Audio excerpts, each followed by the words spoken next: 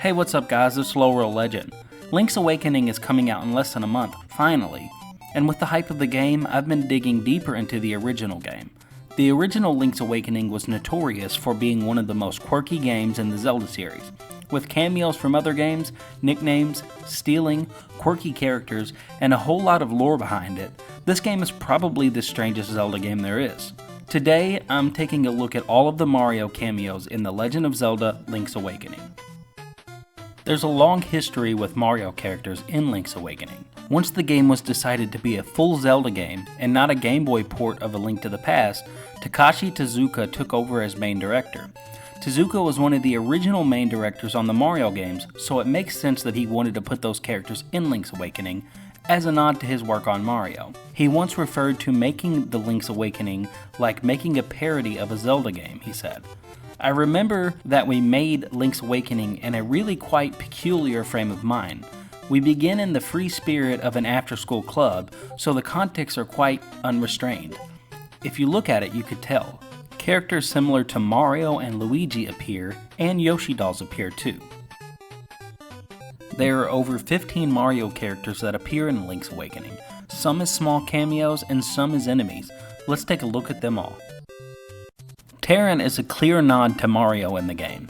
He has a big nose, big brown mustache, has a fondness for mushrooms, and even turns to a raccoon, similar to the look of Mario as a raccoon in Super Mario Bros. 3.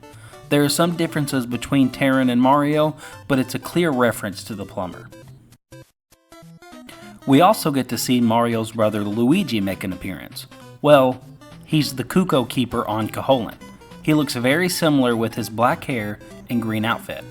We don't have a look of him yet in the upcoming Link's Awakening game. I wonder how much they'll make him resemble Luigi this time around.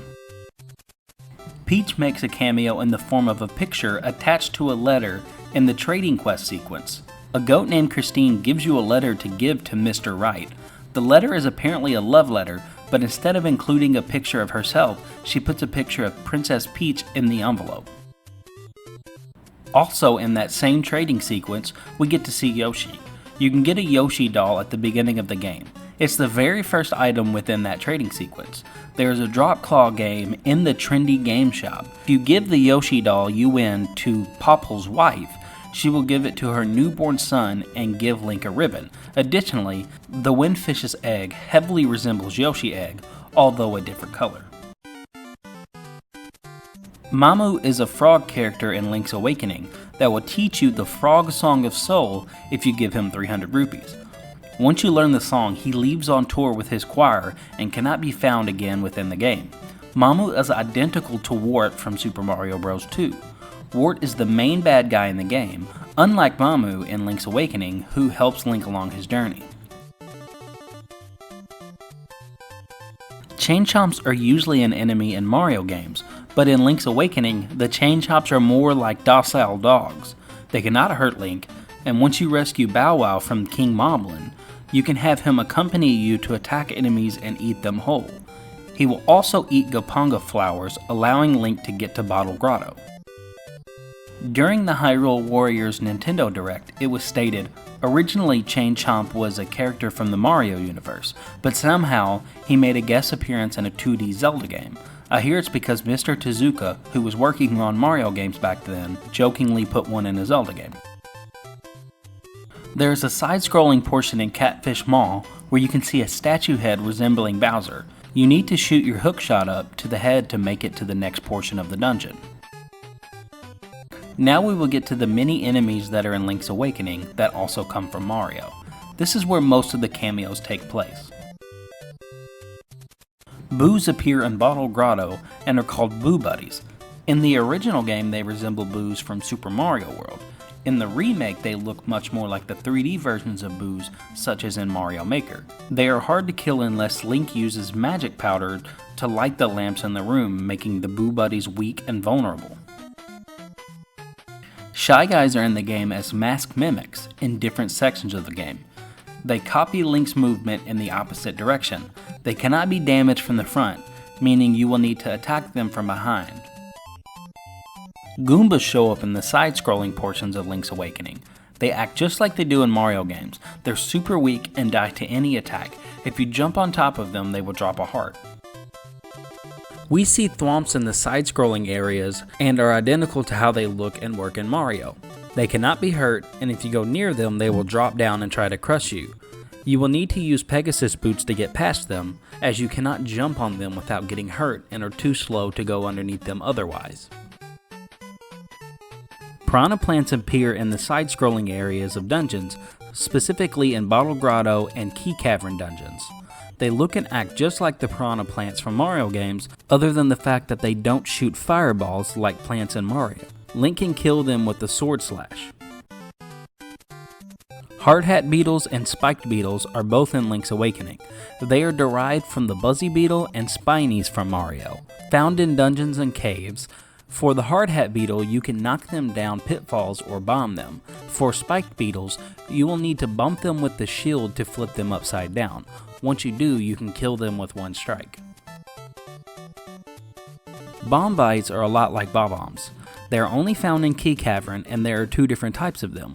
If you strike the normal ones, they will run around like crazy and eventually blow up. The green Bombites are a little different, however. If you strike one, they will chase Link around until they explode. They have numbers that count down until they do explode. We've got a good look at Pokies already in the trailers from the Switch version of Link's Awakening. The Pokies are green, which is a little different from the Mario Pokies that are only a sandish color. They do, however, share the same name and shape in both games. They are only in deserts, just like in Mario, and you have to knock them down in segments to destroy their whole head. The only other way to kill them is catching them on fire with the magic rod, burning their whole body. Kind of morbid, right? The squid-like enemies, bloopers, appear in the water portions of the Catfish Maw dungeon. This is the only place you can find them, and they aren't that dangerous due to the fact that you can easily swim past them or strike them down. Cheep Cheeps look and act just like they do in Mario. They are common in the water areas of Koholint, and while they don't hurt much, they swim around like crazy, making them hard to avoid. That will do it for all the characters from Mario, but I do have one honorable mention. There is this creepy enemy in Eagle's Tower called Anti-Kirby. It looks and acts just like Kirby from the different Nintendo games, but they will attack Link if they get near. Just like normal Kirby, they will attack by attempting to inhale Link into their mouths, and if they manage to swallow Link, they will hold him for a moment before spitting him back out and causing damage. The sword only bounces off of them, making them harder to kill.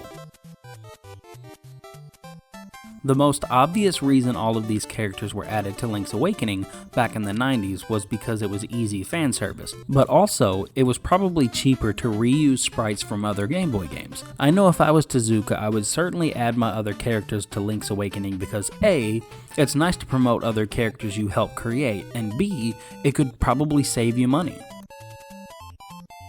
Regardless as to why Mario characters were added to Link's Awakening doesn't matter to me.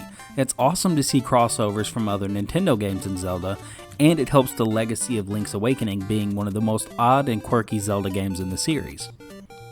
Anyways, thanks for checking out the first video in Link's Awakening month. All September I'm going to be releasing nothing but Link's Awakening videos until the game comes out. Let's celebrate Link's Awakening month in style. Be sure to check out the videos when they release. Any ideas you have, let me know in the comments below. Thanks for watching, guys. Keep the legend going.